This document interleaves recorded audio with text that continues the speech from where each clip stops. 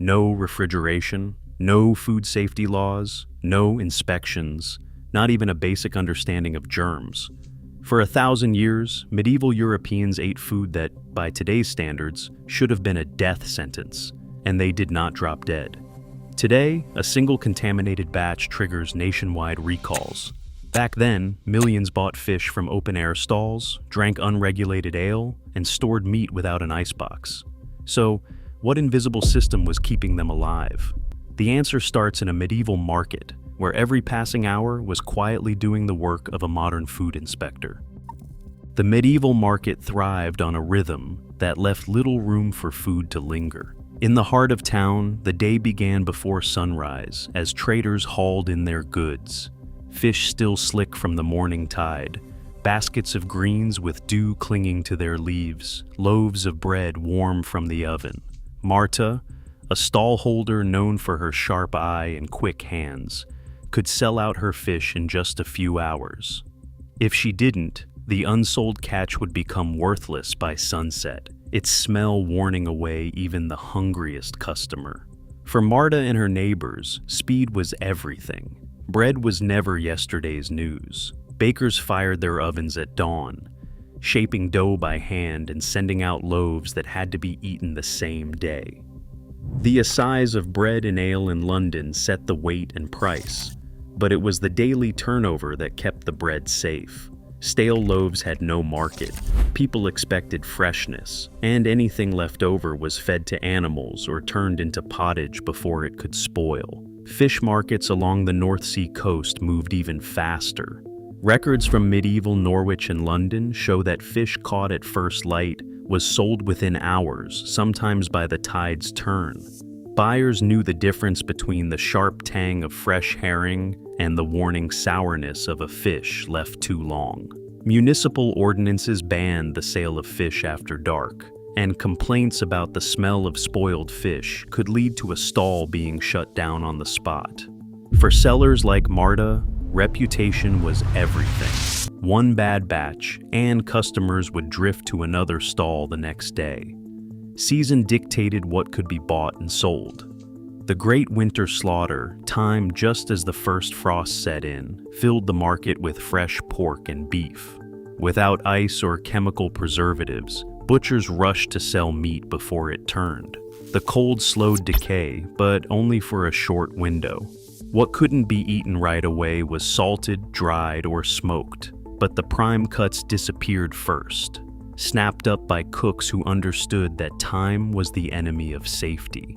This constant churn meant that food rarely had a chance to enter the danger zone, where microbes multiply.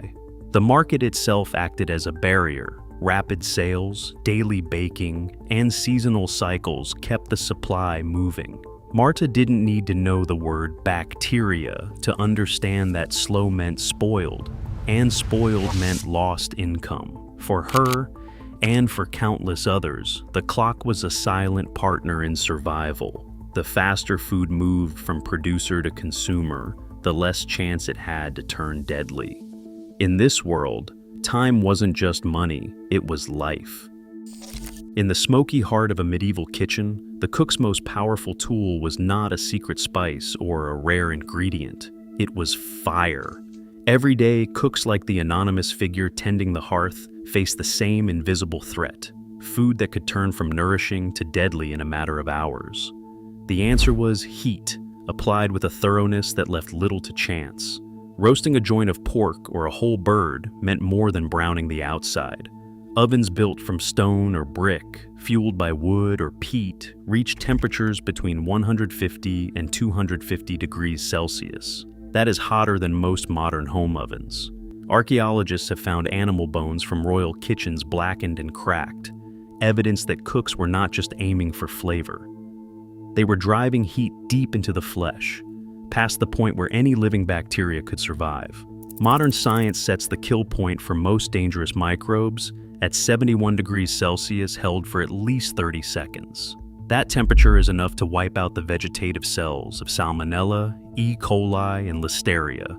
It is a 7-log reduction, meaning 10 million bacteria reduced to just 1. Medieval cooks did not know those names, but they knew what sickness looked like. Their solution was to roast, boil, or bake until the meat was not just cooked, but steaming hot all the way through. Stews and pottages simmered for hours, bubbling over open flames. Bread, shaped and scored by hand, entered ovens that could scorch a careless palm. The outer crusts hardened, sealing in moisture and heat, while the inside reached temperatures high enough to keep spoilage at bay for the day's meals. Boiling played its own part. A bubbling cauldron could reach well above the critical temperature, and cooks often left the pot on the fire for long stretches. Even tough cuts of meat or questionable leftovers were made safer by hours of steady heat, the rolling boil breaking down fibers and killing off most parasites and bacteria. For those who could afford it, pies and pastries became edible fortresses, layers of dough baked to a crisp, their fillings cooked until no trace of rawness remained. This relentless focus on heat had its limits. No amount of roasting would save meat that had already spoiled, and some toxins produced by bacteria could survive even the hottest oven. Yet, for most households, the rule was simple: cook it hot, cook it long, eat it soon. The result was a daily battle fought with fire, where the cook's vigilance and the kitchen's heat offered the best defense against the silent dangers lurking in every meal. In the shadowed corners of Norwich, Agnes the alewife stirs her mash, the scent of barley and wild yeast rising from her wooden vat. Brewing is not just her trade, it is a weekly ritual that shapes the rhythm of the neighborhood.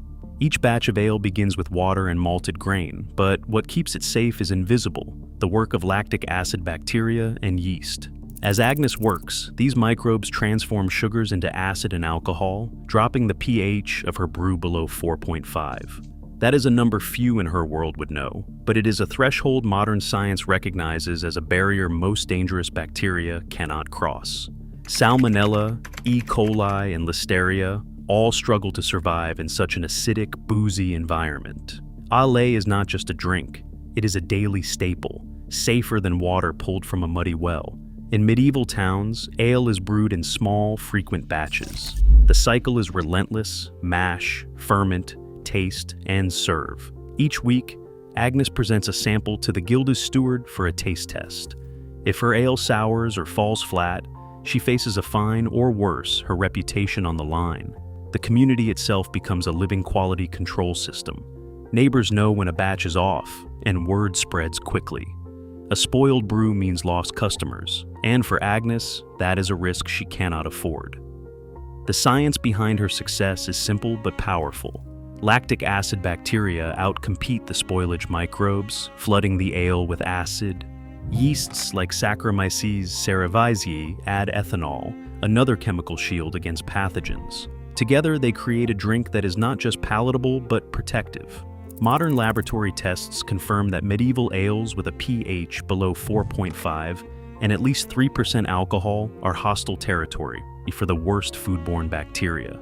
Fermentation is not limited to ale. Sourdough bread, pickled vegetables, and even some dairy products rely on the same microbial allies.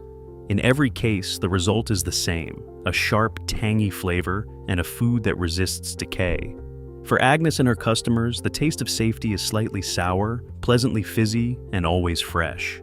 In a world without inspectors or thermometers, the careful management of microbes is both tradition and survival.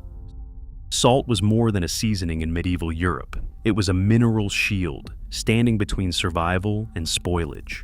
In towns from the Baltic to the Mediterranean, barrels of herring, slabs of pork, and sides of beef disappeared under thick layers of coarse salt.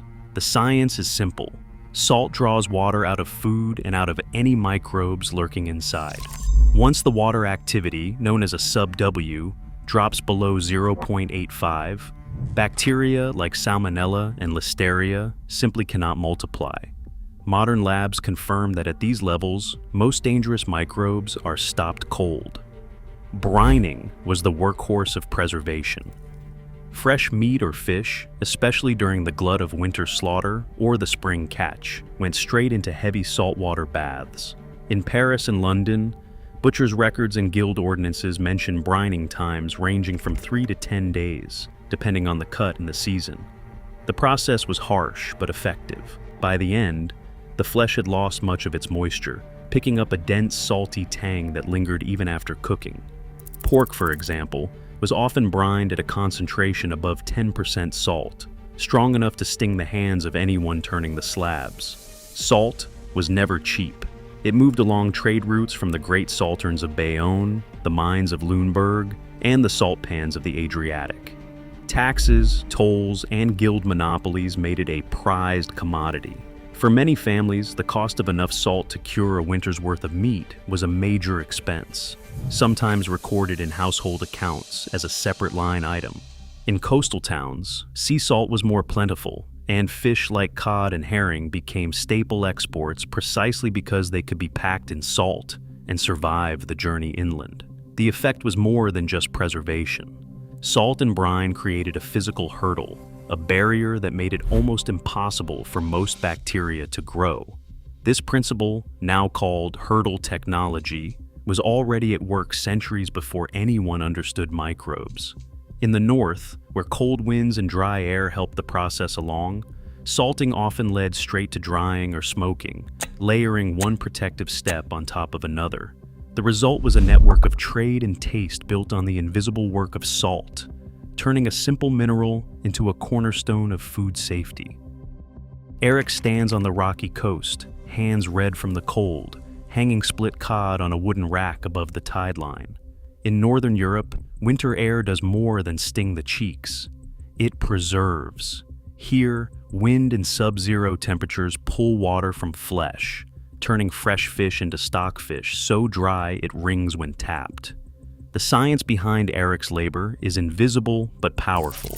As the cod lose moisture, their water activity, called AW, drops to about 0.7. That number means almost no bacteria or mold can grow.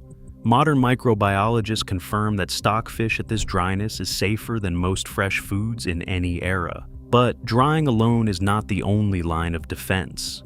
Smoke from smoldering alder or birch fires curls around the racks, soaking into the flesh. The smoke carries phenolic compounds, natural chemicals that seep into the surface, creating a harsh environment for microbes. These phenolics disrupt cell walls and slow the spread of bacteria and fungi. Even without knowing the chemistry, medieval people noticed the effect. Smoked meats and fish lasted for months, sometimes through the entire winter, when fresh food was a memory and the sea was locked in ice. Phenolics. The method was not just for fish.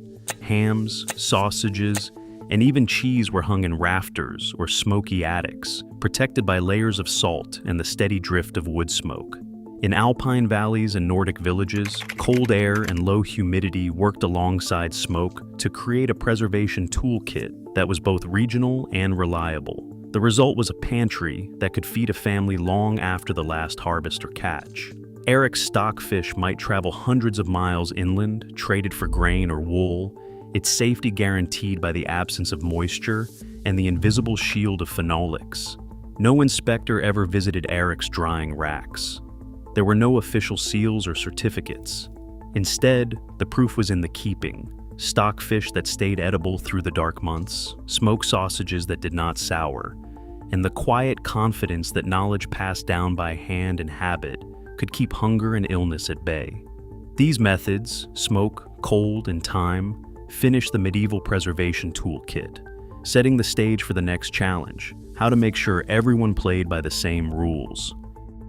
Guild officials paced the market, sleeves rolled up, senses sharpened for trouble. Their job was not just ceremonial. In London, the Assize of Bread and Ale, issued in 1349, gave these overseers the right to seize spoiled bread and sour ale on the spot. They worked by nose and tongue, lifting lids, sniffing barrels, breaking open loaves, and tasting samples in public view. If a fishmonger's catch smelled off or a baker's loaf weighed light, penalties followed. Fines could be steep, but the real threat was immediate confiscation. Guild statutes spelled out the process. The overseer could shut a stall, dump spoiled goods, and levy a penalty before a crowd of witnesses. In Paris, butchers faced similar scrutiny. Market overseers and guild masters worked side by side, each with the authority to pull suspect meat from a hook or order it destroyed. The system was direct and personal, no paperwork, just swift judgment. These market guardians didn't need microscopes to spot danger. Their tools were centuries of experience, backed by the weight of communal law. For sellers, the risk of being caught with spoiled goods was more than a lost day's profit. It was a stain on reputation, hard to wash away in a world where word traveled fast and trust was everything. Beneath the cobbled streets of medieval York, archaeologists have sifted through layers of waste and soil, searching for traces of daily life.